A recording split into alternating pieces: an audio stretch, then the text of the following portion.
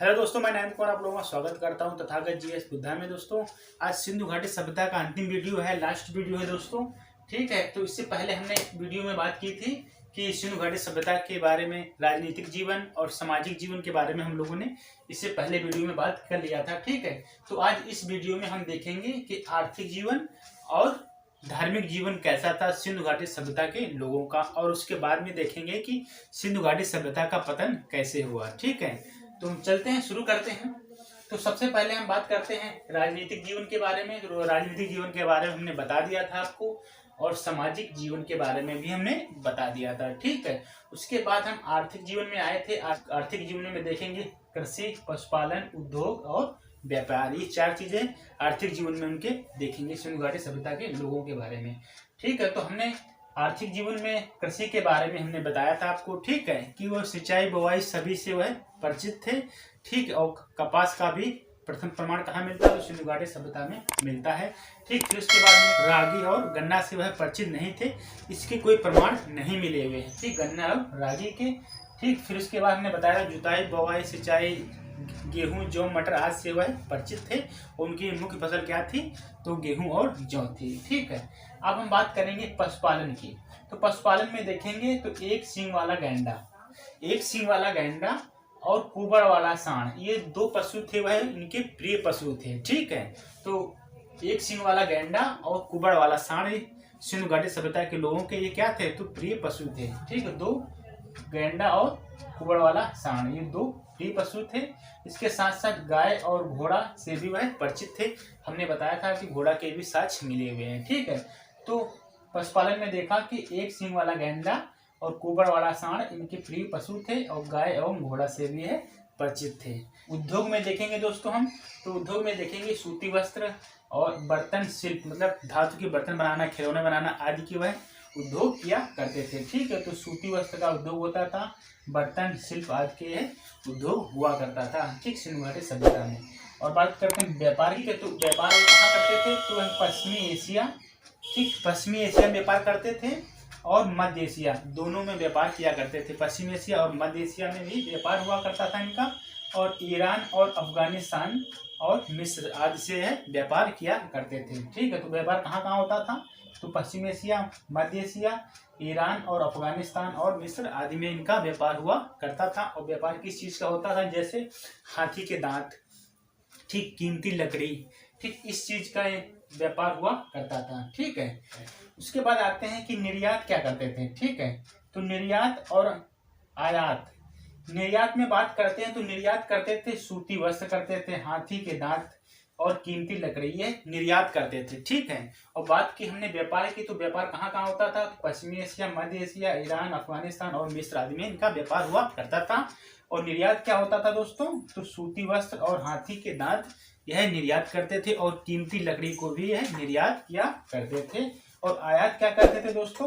तो आयात चांदी करते थे। फिर चांदी कहाँ से करते थे आयात? तो ईरान और अफगानिस्तान में। कई बार पूछा जाता है कि चांदी कहाँ से आयात होती थी सिंधु घाटी सभ्यता में? तो ईरान और अफगानिस्तान से। और बात करते हैं टीन कहाँ से होती थी दोस्तों? तो टीन अफगानिस्तान से आयात होती थी। और बात करते हैं तांबा कहाँ से होता है? तो तांबा उसमें कहाँ से होता था? खेतरी राजस्थान। ठीक, तो राजस्थान का खेतरी किस लिए प्रसिद्ध था दोस्तों? तो तांबे के लिए। ठीक है, तो सिंधु घाटी सभ्यता में जो आयात होता था तांबे का कहाँ से होता था? तो खेतरी राजस्थान से होता था। ठीक है, तो आर्थिक जीवन के बारे में हम लोगों ने देखा। ठीक है, तो आर्थिक जीवन में देखा, कृषि के बारे में देखा, पशुपालन, उद्योग और व्यापार वर्ग के बारे में हमने उन लोगों ने देखा। ठीक, अब देखते हैं हम धार्मिक जीवन। धार्मिक जीवन कैसा था सिंधु घाटी सभ्यता के लोगों का? धार्मिक जीवन कैसा था दोस्तों? तो धार्मिक जीवन लौकिक सभ्यता। ठीक, लौकिक अर्थात जिन्हें वो देखते थे, ठीक, उन्हीं में वह लोग विश्वास किया करते थे। ठीक है, और वर्तमान में देखें तो लौकिक और अलौकिक दोनों हैं। ठीक है, पर उस समय सिंधु घाटी सभ्यता कैसी थी? तो लौकिक सभ्यता थी। ठीक है, अर्थात जिन्हें वो देखते थे उसी में ही वह विश्वास किया करते थे। ठीक है, तो लौकिक सभ्यता थी, पर वहाँ जो धर्म था वर्चस्वशाली नहीं था। ठीक, उसके बाद आते हैं, बात करते हैं मंदिर। तो धार्मिक जीवन में बात करते हैं तो मंदिर का कोई प्रमाण नहीं मिला हुआ है। ठीक है, तो मंदिर का कोई प्रमाण नहीं मिला हुआ है, पर मातृ देवी की पूजा हुआ करती थी। ठीक है, मातृ देवी की पूजा हुआ करती थी। आपको पता था कि सिंधु घाटी सभ्यता का जो सामाजिक जीवन में हमने बताया था आपको कि मातृ सत्तात्मक था। ठीक है, तो जो परिवार था वह मातृ सत्तात्मक था। ठीक है, तो मातृ देवी की पूजा हुआ करती थी और मातृ देवी अर्थात प्रकृति की देवी, ठीक, कहाँ, तो मोहनजोदड़ो में होती थी। ठीक है, तो मातृ देवी की पूजा कहाँ होती थी, तो मोहनजोदड़ो में होती थी। ठीक, उसके बाद अगर बात करते उर्वरता देवी की भी पूजा होती थी अर्थात पृथ्वी की। मातृ देवी की पूजा कहाँ होती थी, मोहनजोदड़ो में होती थी, और उर्वरता की देवी की पूजा कहाँ होती थी, वह हड़प्पा में होती थी। ठीक है, उसके बाद अगर बात करते हैं एक मोहर से प्रमुख देवता पशुपति का प्रमाण भी मिला हुआ है। ठीक, पशुओं के देवता, ठीक, तो इनकी भी पूजा हुआ करती थी। ठीक है, और नाग पूजा, लिंग पूजा, योनि पूजा और स्वास्तिक चिन्ह आदि की भी पूजा हुआ करती थी। और उसके साथ साथ वृक्ष पूजा, पशु पूजा, ये सभी की पूजा हुआ करती थी। अर्थात जितनी प्रकृति से संबंधित चीजें थी सभी की सिंधु घाटी सभ्यता के लोग जो पूजा किया करते थे। ठीक है, जैसे नाग पूजा, लिंग पूजा, योनि पूजा, स्वास्तिक चिन्ह, ठीक, वृक्ष पूजा, पशु पूजा, सभी की वह पूजा किया करते थे प्रकृति से संबंधित चीजों की। उसके बाद अगर बात करते हैं एक जगह है टेराकोटा। टेराकोटा एक जगह है, यहाँ पर एक महिला का चित्र पाया गया है दोस्तों। उसमें यह दर्शाया गया है कि महिला के गर्भ से उगते हुए पौधों को दर्शाया गया है। ठीक है, तो टेराकोटा एक जगह है, वहां से महिला के चित्र के प्रमाण मिले हुए हैं। तो वहां से क्या मिला हुआ है, तो वहां दिखाया गया है कि महिला के गर्भ से पौधे को उगते हुए दर्शाया गया हुआ है। ठीक है, तो एक महिला का चित्र पाया गया है, महिला के गर्भ से उगते हुए पौधे को दर्शाया गया हुआ है। कहाँ है, तो यह कोटा स्थल से यह मिला हुआ है। ठीक है, तो एक महिला के गर्भ से पौधे को उगते हुए दर्शाया गया है। ठीक, तो धार्मिक जीवन में हमने देखा दोस्तों कि धर्म कैसा था, तो जो सिंधु घाटी सभ्यता थी वह लौकिक सभ्यता थी। ठीक है, और फिर उसके बाद मंदिर का कोई प्रमाण नहीं मिला हुआ है सिंधु घाटी सभ्यता में। और यहाँ जो पूजा होती थी मातृ देवी की और उर्वरता देवी की पूजा हुआ करती थी। और यहाँ पर नाग पूजा, लिंग पूजा, योनि पूजा, स्वास्तिक चिन्ह, वृक्ष, पशु आदि प्रकृति से संबंधित सभी चीजों की वह पूजा किया करते थे। और फिर हमने बताया कि महिला के गर्भ से पौधे को उगते हुए भी दर्शाया गया हुआ है। ठीक है, तो आर्थिक जीवन के बारे में हम लोगों ने पढ़ा।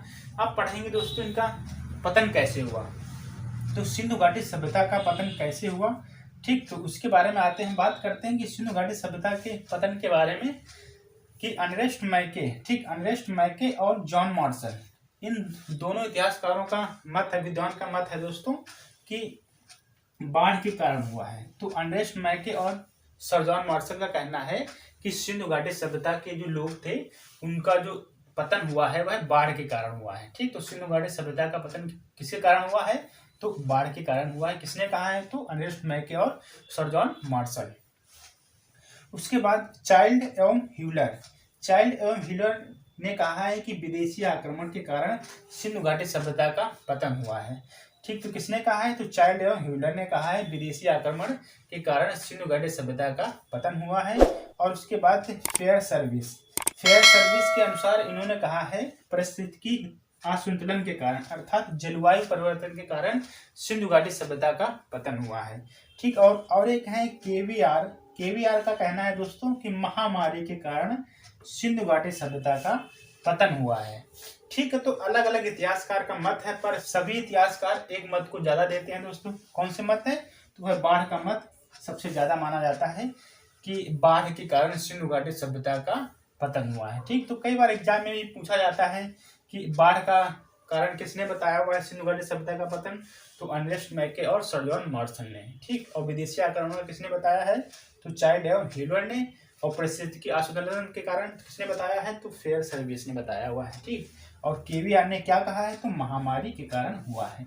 पर सभी लोग सबसे ज्यादा मत किसको देते हैं, तो बाढ़ को देते हैं कि सिंधु घाटी सभ्यता के लोगों का अगर पतन हुआ है तो वह बाढ़ के कारण हुआ है। ठीक है, तो हमने दोस्तों सिंधु घाटी सभ्यता को आज खत्म कर दिया हुआ है। ठीक है, इसके बाद हम देखेंगे वैदिक काल, पूर्व वैदिक काल, वैदिक सभ्यता के बारे में पढ़ेंगे अगले वीडियो में। ठीक है, तो दोस्तों आज के लिए इतना ही, मिलते हैं अगले वीडियो में। थैंक यू दोस्तों।